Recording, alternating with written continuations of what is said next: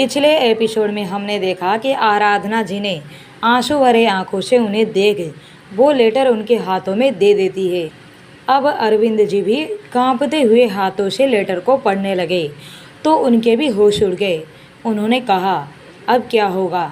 दूल्हा मंडप में बैठा हुआ है, मेहमान बैठे हुए हैं।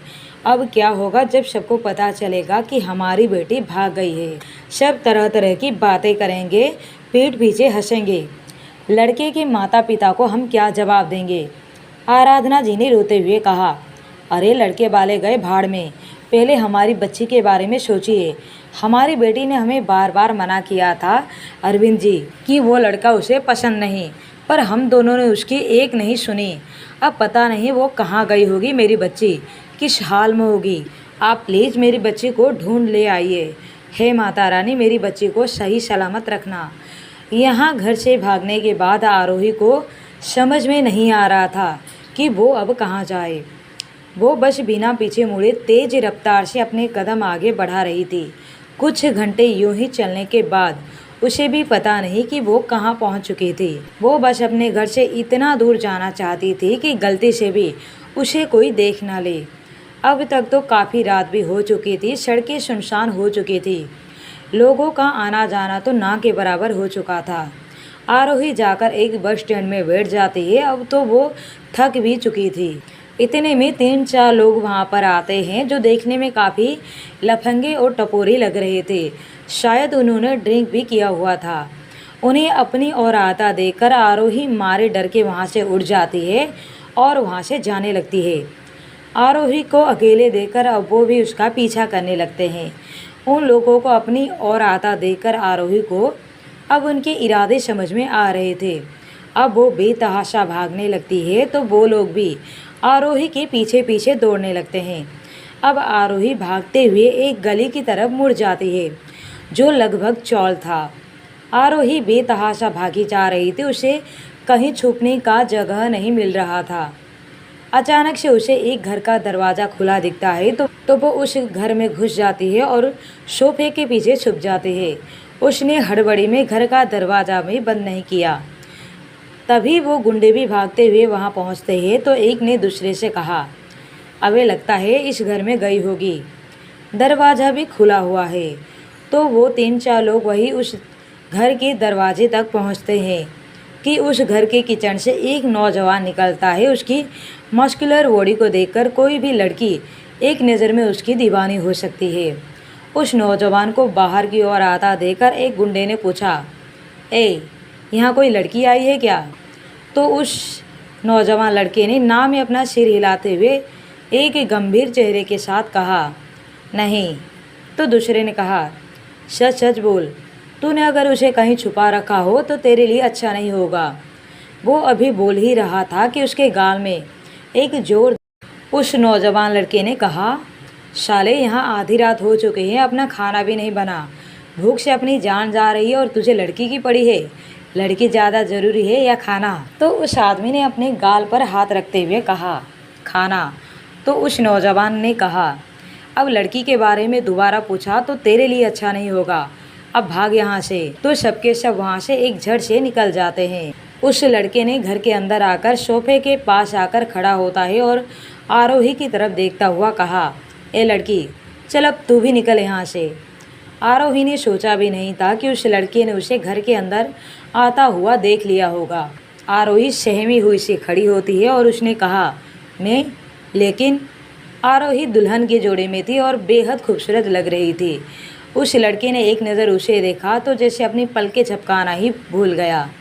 खुद पर कंट्रोल करते हुए थोड़ा सख्त बनते हुए कहा, लेकिन कुछ नहीं, ये कोई धर्मशाला नहीं जो कोई भी आकर घुस जाए।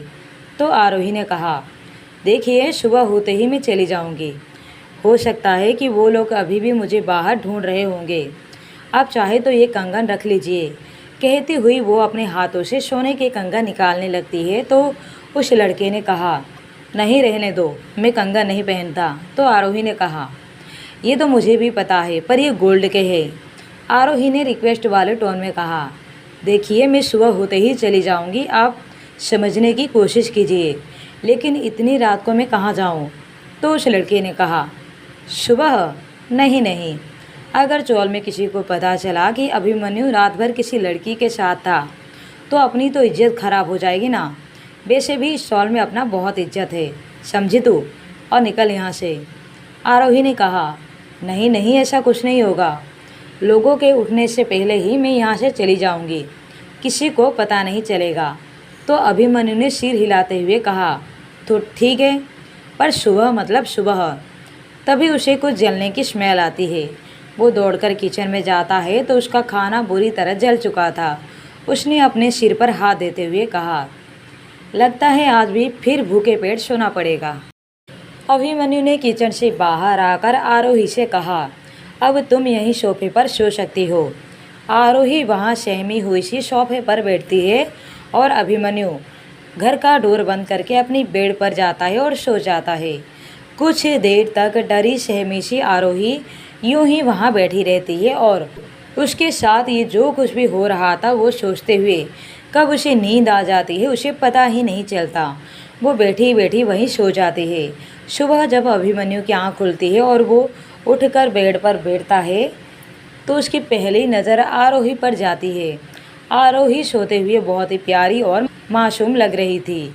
अभिमन्यु उसे देखता है तो देखता रह जाता है। आरोही बिल्कुल उसके ख्वाबों की परी जैसी थी, जैसा कि अभिमन्यु हमेशा से चाहता था। उसकी नज़र जैसे हट ही नहीं रही थी। जैसे ही आरोही कसमसाई तो अभिमन्यु जल्दी से अपनी नज़र हटा वॉशरूम की तरफ चला गया। आरोही उठकर चारों ओर देखती है तो उसे अभिमन्यु कहीं दिखाई नहीं देता है। वो मन ही मन सोचती है, अब मुझे चले जाना चाहिए। जैसे ही आरोही उठ खड़ी होती है तो वह चक्कर खाकर वहीं नीचे गिर जाती है कि तभी अभिमन्यु उसे आकर उठाता है और अपनी बाहों में उठाकर बेड पर ले जाकर लेटा देता है। वो देखता है कि आरोही को तेज बुखार था।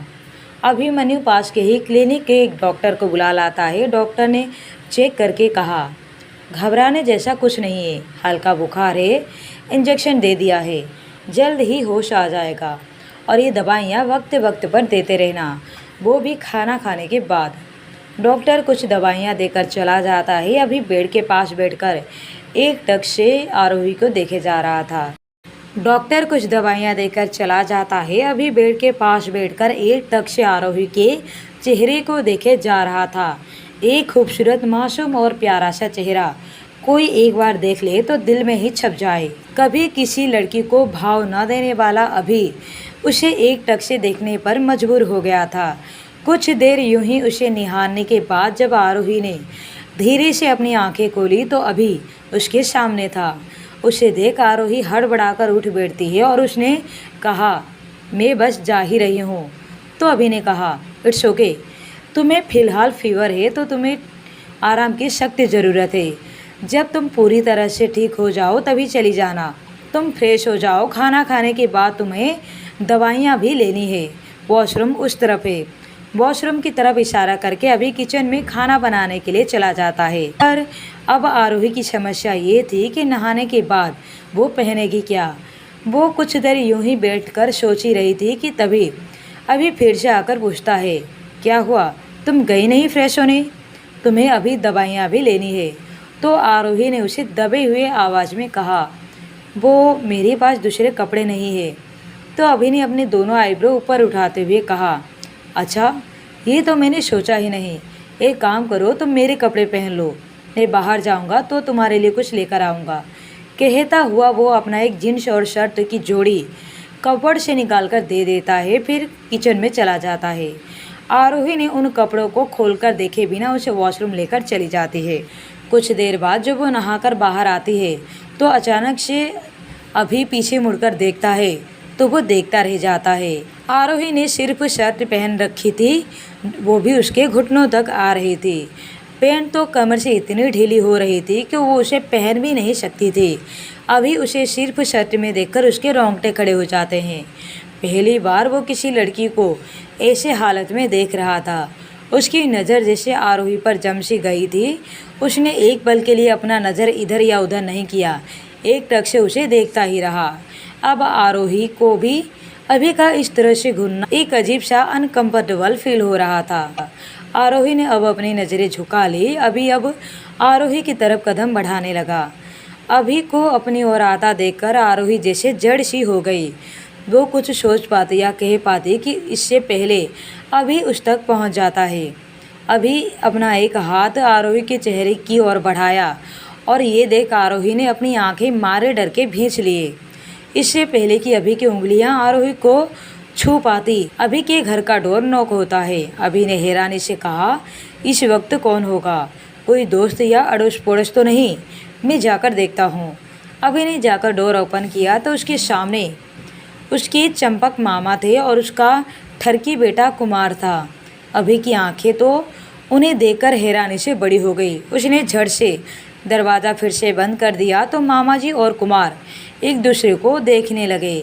यहाँ अभी दौड़ता हुआ अंदर आया और आरोही के पास आकर कहा, सुनो, तुम कहीं भी छुप जाओ, मेरे मामा आए हैं। उन्हें अगर पता चला कि मैं किसी लड़की के साथ रहता हूँ तो मेरे माँ बाप तक बात पहुँच जाएगी। अब प्लीज़ जल्दी करो। तो आरोही ने यहाँ वहाँ देखकर कहा, लेकिन कहाँ छुपूँ? यहाँ कोई ऐसी जगह भी तो नहीं जहाँ छुप सकूँ। तो अभी ने कहा, तुम एक काम करो, तुम वॉशरूम में जाकर छुप जाओ, मैं किसी भी तरह उन्हें 5-10 मिनट में वापस भेज दूंगा। आरोही ने कहा, ठीक है, मैं वॉशरूम में छुप जाती हूँ, अगर कोई वॉशरूम आया तो?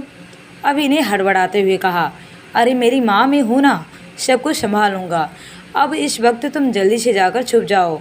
आरोही वॉशरूम की तरफ चली जाती है और अभी दरवाज़ा खोलने।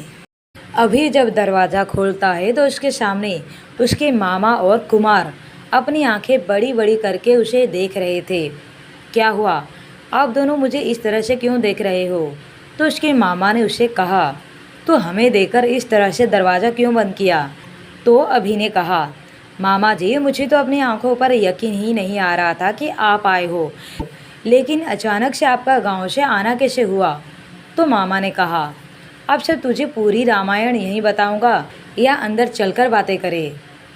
तो अभी ने कहा, हाँ हाँ, अंदर आइए। तो अभी के मामा जी और कुमार दोनों घर के अंदर आते हैं। मामा जी ने अपने बैग रखते हुए बेड पर आराम से बैठते हुए कहा, अब जा और मस्त कड़क मसालेदार चाय बनाकर ला, खाना बाद में खाएंगे। अभी ने अपनी एक आईब्रो ऊपर उठाते हुए कहा, तो आप खाना खाकर जाएंगे? तो मामा जी ने कहा, अरे अभी, अब जाना किसे है? यहाँ तो हम यहाँ तेरे साथ यहीं रहने आए हैं। ये सुनकर अभी की शक्ल देखने लायक थी। क्या मामा जी, आप यहाँ मेरे साथ यहीं रहेंगे? लेकिन क्यों? मेरा मतलब है, आप यहाँ क्यों रहना चाहते हैं? चंपक मामा ने अपना चश्मा ठीक करते हुए कहा, अरे अभी, दीदी ने मुझे ख़ास तौर पर यहाँ तेरे पास इसलिए भेजा है ताकि मैं तेरा ध्यान रख सकूँ। अब तो कुमार के लिए एक नौकरी का इंतज़ाम कर। अभी ने कुमार को देखते हुए कहा, क्या ये यहाँ नौकरी करेगा? लेकिन मामा, ये यहाँ क्या काम करेगा? आप इसे वापस गांव ले जाइए, ये वही ठीक है। तो कुमार ने कहा, नहीं अभी, अब तो मैं यही काम करूँगा और तेरे साथ रहूँगा। अभी का तो खुद का सिर पीट लेने का मन कर रहा था। अब मामा जी खड़े होकर वॉशरूम की तरफ जाने लगे तो अभी ने हड़बड़ाकर उनके सामने आ खड़ा हुआ। मामा जी, आप कहाँ जा रहे हो? तो मामा जी ने कहा, वॉशरूम, और कहाँ? अभी ने उन्हें रोकते हुए कहा, नहीं मामा जी, आप इस तरह वॉशरूम नहीं जा सकते। तो मामा जी ने अभी को हैरानी से देखते हुए पूछा, क्या मतलब? अभी ने अपनी बात को बदलते हुए कहा, वो दरअसल आपको चाय पीनी थी ना, तो मैं कह रहा था कि आप चाय पी के ही जाइए। तो मामा ने कहा, हाँ मैं आ रहा हूँ, तू बनाकर तो रख। मामा वॉशरूम की तरफ जाने लगे। अभी को कुछ सूझ नहीं रहा था कि वो क्या करे। उसने मन ही मन सोचा, आज तो मैं गया, अब तो ये खबर गांव तक जाएगी, पता नहीं मम्मी पापा क्या सोचेंगे मेरे बारे में। मामा जी ने जैसे ही दरवाज़ा खोलने के लिए हाथ बढ़ाया ही था और यहाँ अभी के पसीने छूटने लगे थे।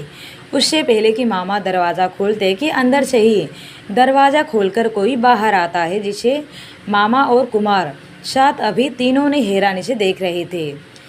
मामा ने अभी को देखते हुए पूछा, अभी, ये लड़का कौन है? तो अभी ने देखा कि आरोही अभी की पैंट शर्ट पहनी हुई है और साथ ही उसने अपने सिर पर पगड़ी बांध रखा है। उसने एक लड़के की तरह अपना हुलिया बना रखा था। अभी ने हकलाते हुए कहा, मामा जी, ये मेरे साथ काम करता है। तो मामा ने पूछा, तूने हमें पहले क्यों नहीं बताया कि तेरे साथ यहाँ कोई लड़का भी रहता है? अभी ने कहा, वो मैं बस आपको बताने ही वाला था। कुमार ने कुछ देर आरोही को एक टक से देखने के बाद उसके करीब जाता है और उसके चारों तरफ घूम घूम कर उसके सिर से पांव तक घूरता हुआ देख रहा था।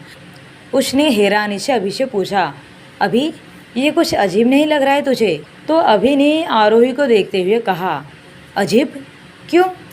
ठीक तो है सब कुछ, कुमार ने कहा।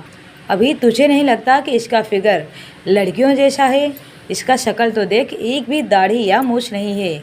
इसके हाथ पाँव और चेहरा देख कितना चिकना लगता है। अभी ने बात को घुमाते हुए कहा, अरे यार तो समझ नहीं रहा है, ये जो है ना वो ये नहीं है, और ये जो नहीं है वो यही है।